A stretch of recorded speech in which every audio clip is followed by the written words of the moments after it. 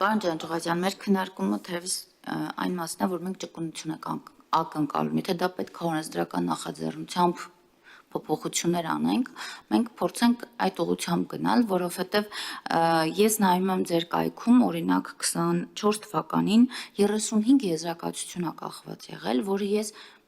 ուսումնասիրել եմ, նայել եմ, մենք քննարկել ենք, շատ հաճախ հանդիպել ենք նաև ըստ անհրաժեշտության 25 թվականին եղել է ընդամենը 7 եզրակացություն։ Սա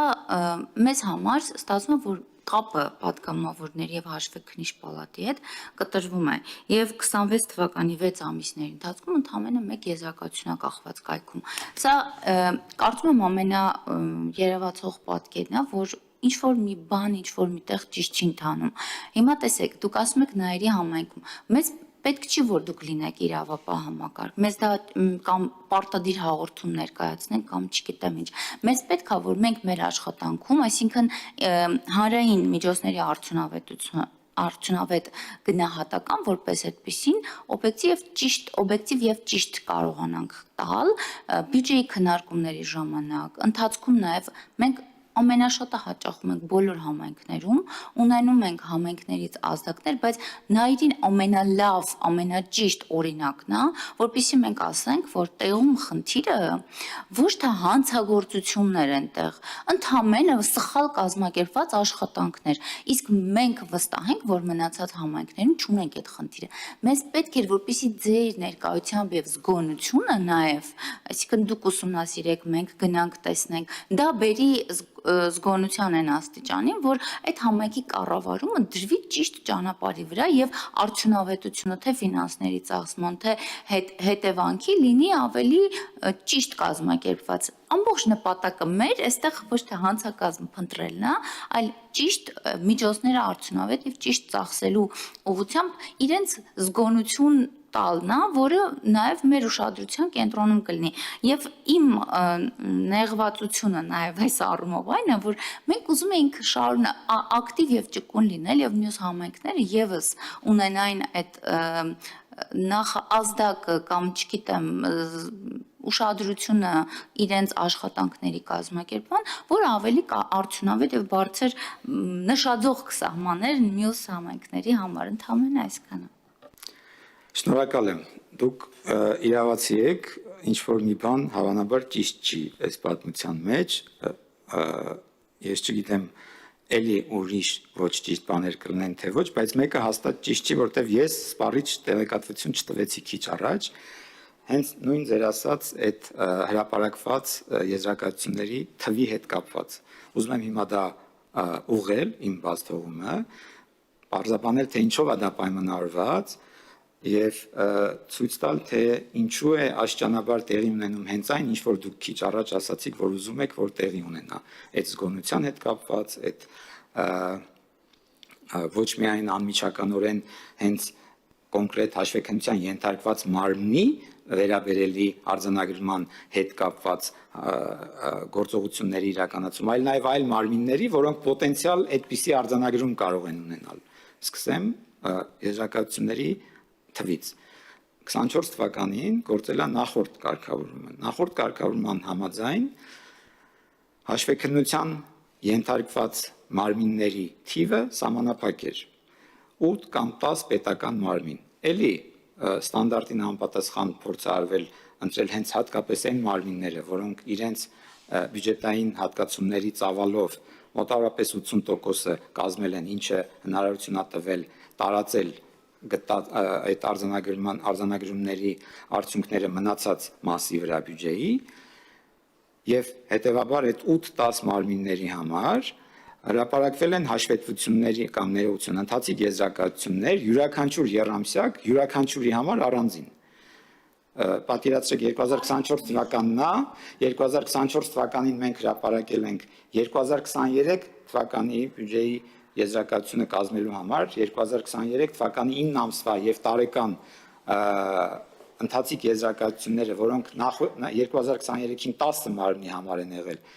այդ նշանակումը արդեն 20 ընթացիկ եզրակացություն միայն 2023 թվականի ավարտի համար եւ 2024 թվականի համար ընթացիկ եզրակացություններ առաջին երկու երամսյակի համար արդեն 8 մարմնի, սա էլ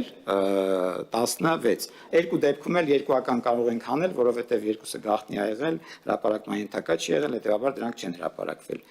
Ինչա փոխվել օրենքի նոր խմբագրությամբ։ Փոխվել է այն, որ բյուջեն այլևս դիտարկվում է որպես մեկ միավոր եւ հաշվեկնության են ենթակա ոչ թե միշտ գործնականում միշտ նույն 8-10 մարմինները, որովհետեւ բյուջետի կառուցվածքը էական փոփոխության չի ենթարկվել, այլ բոլոր պետական մարմինները։ Սա է տեղի ունեցել 2025 թվականին եւ մարմիններ, որոնք գործնականում երբեք չեն կասկածել հաշվեկնիչ պալատի գոյության մասին որպես կառույց, որը կարող է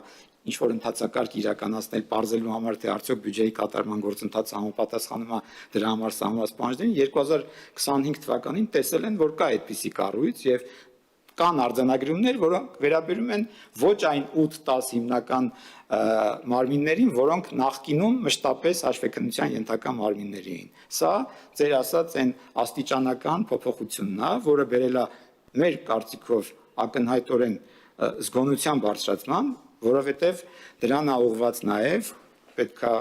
դա էլ անպայման նշել կառավարության վերաբերմունք, այսինքն բոլոր այն արձանագրումները, որոնք մենք ներկայացնում ենք կառավարություն, չի մնացել միայն նրանց համար, ովքեր որ կամ ում վերաբերելի արձանագրում, որ եղել է հաշվեկնության արդյունքում, այսինքն դա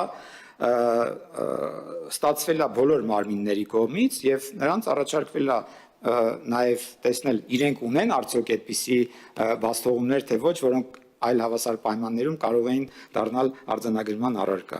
Սա այն ձեռքբերումն է, կարծում եմ, որ օրենքի փոփոխությունը տվել է։ Այս նույն գործընթացը ենթադրվում է, որ պետք է շարունակվի նաև համայնքների համար։ Այո, դուք իրավացի եք, որ միայն այդ ներկայության հանգամանքը ինքնին արդեն գործոն է, որը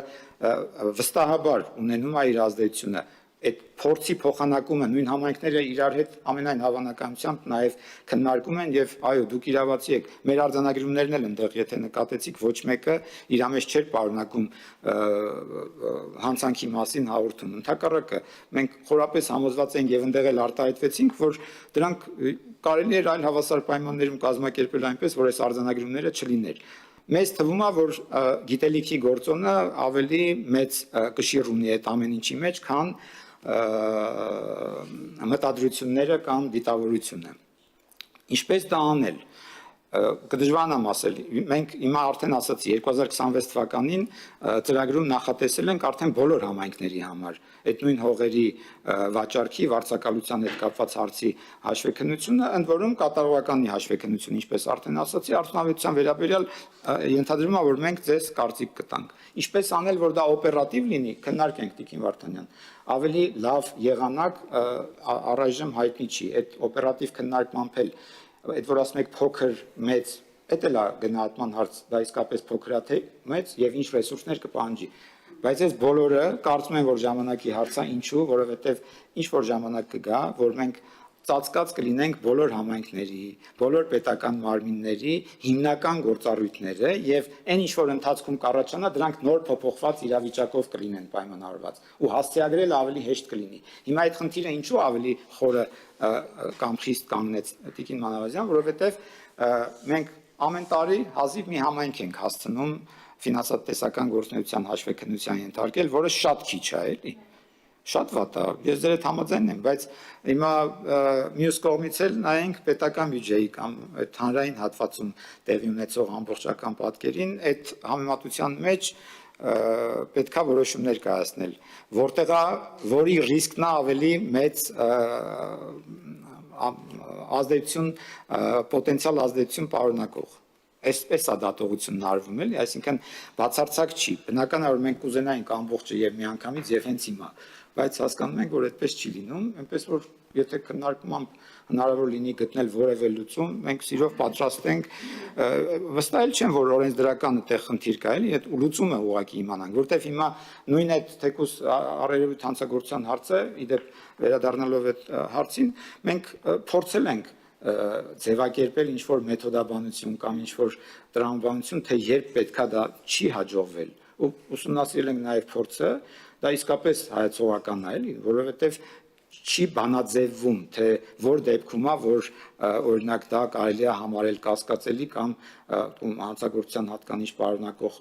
կամ չհամարել, որտեղ ամեն առանձին դեպքը յուրովի է։ Եթե հանկարծ այդպիսի բան, եթե առանձին, սիրով, շնորհակալ եմ շատ, կներեք երկար ստացվեց պատասխանը, շնորհակալ եմ։